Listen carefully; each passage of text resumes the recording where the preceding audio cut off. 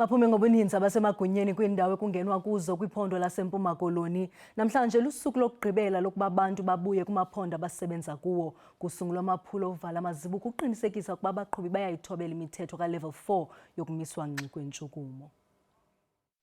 Amagosa omthetho esebenza nzima kwizibulo i-toll gate kuwola wendlela u-N2 eTsitsikama kumda wasentshona kweliphondo. La magosa aqinisekisa imithetho yokumiswa ngxi kwentshukumo iyathotyelwa kwesi sigaba sesine. Isebe lezothutho elisebenzisana nesebe lezempilo. Izinto ezisixhalabisa kakhulu ngabantu, ngamanani abantu athe angena kweli phondo lethu.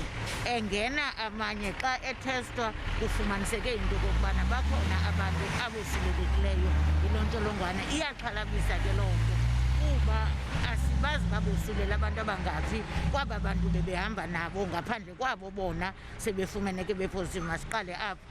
Kushiyeke iiyure ezimbalwa ngaphambi kokuba uvalo umnyinyiva weentsuku ezisixhenxe wokuba abantu baye kwamanye amaphondo. Abaqhubi balisebenzisile eli thuba. I'm off from East London and on my way to Cape Town. I'm Neria Blatias. I'm going to Cape Town, coming back to work. Kwabathe balishiye eli phondo ngeli thuba bazokuvunyelwa ukuba babuyele kulo bengenasizathu sibambekayo kude kuphele isigaba sesine. Kwindaba ze-SABC ndingumcebisi ngqina ndiseTsitsikama.